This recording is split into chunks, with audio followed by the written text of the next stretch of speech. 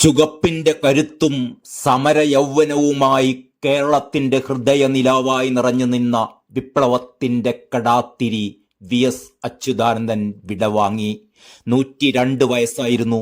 വി.എസിന്റെ മരണത്തോടെ CPM-ന്റെ സ്ഥാപക നേതാക്കളിൽ ജീവിച്ചിരുന്ന അവസാനത്തെയാളും ഓർമ്മയാകുകയാണ്. പോരാട്ടത്തിന്റെ മറുപേരായ വി.എസ്. എന്നും സാധാരണക്കാരുടെ പ്രിയ സഖാവായിരുന്നു. ഇന്ന് തിങ്കളാഴ്ച ഉച്ചക്ക് 3:20 അന്ത്യം. കഴിഞ്ഞ 23-നാണ് ഹൃദയാഘാതത്തെ തുടർന്ന് വി.എസിനെ തിരുവനന്തപുരത്തെ സ്വകാര്യ ആശുപത്രിയിൽ പ്രവേശിപ്പിച്ചിരുന്നത്.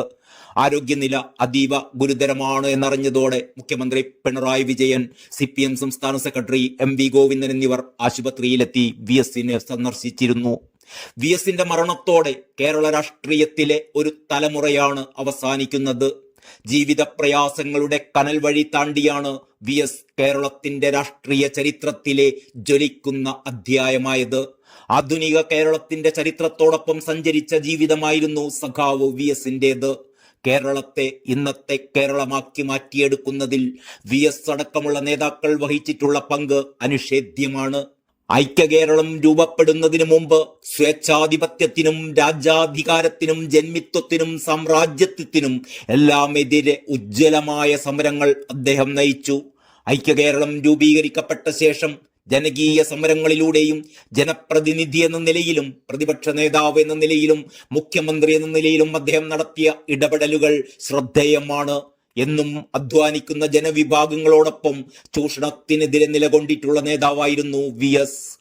ആലപ്പുഴ പുന്നപ്ര വെന്തലത്തറ കുടുംബത്തിൽ ശങ്കരന്റെയും അക്കമ്മയുടെയും മകനായി 1923 ഒക്ടോബർ 20-നാണ് വി.എസിന്റെ ജനനം. ചെറുപ്പം മുതൽ ദാരിദ്ര്യവും പട്ടിണിയും അരക്ഷിതാവസ്ഥയുമെല്ലാം കൂടെയുണ്ടായിരുന്നു. 4-ാമത്തെ വയസ്സിൽ അമ്മയും 11-ാമത്തെ വയസ്സിൽ അച്ഛനും മരിച്ചതോടെ 12-ാം വയസ്സിൽ ജ്യേഷ്ഠൻ ഗംഗാധരന്റെ തയ്യൽക്കടയിൽ സഹായിയായി. പിന്നീട് ആസ്പിൻ വാൾക്കയർ ഫാക്ടറിയിൽ തൊഴിലാളിയായ വി.എസ്. 1939-ൽ സ്റ്റേറ്റ് കോൺഗ്രസിൽ ചേർന്നു. സ്വാതന്ത്ര്യ സമരത്തിന്റെ ഭാഗമായി 1940-ൽ 17-ാമത്തെ വയസ്സിൽ അവിഭക്ത കമ്മ്യൂണിസ്റ്റ് പാർട്ടിയിൽ അംഗമായ വി.എസ്. പിന്നീട് CPM കെട്ടിപ്പടുക്കുന്നതിലും അതിനെ വലിയ രാഷ്ട്രീയ ശക്തിയാക്കി ഉയർത്തിയെടുക്കുന്നതിലും സുപ്രധാനമായ പങ്കാണ് വഹിച്ചത്. 1964-ൽ കമ്മ്യൂണിസ്റ്റ് പാർട്ടിയിൽ ഭിന്നിപ്പുണ്ടായപ്പോൾ ദേശീയ കൗൺസിലിൽ നിന്ന് ഇറങ്ങിപ്പോന്ന് CPM രൂപീകരിച്ച 32 പേരിൽ ഇന്ന് കേരളത്തിൽ ജീവിച്ചിരിക്കുന്ന ഏക നേതാവായിരുന്നു വി.എസ്. CPM-ന്റെ സംസ്ഥാന സെക്രട്ടറിയായും പോളിറ്റ് ബ്യൂറോ അംഗമായും ഉയർന്നു.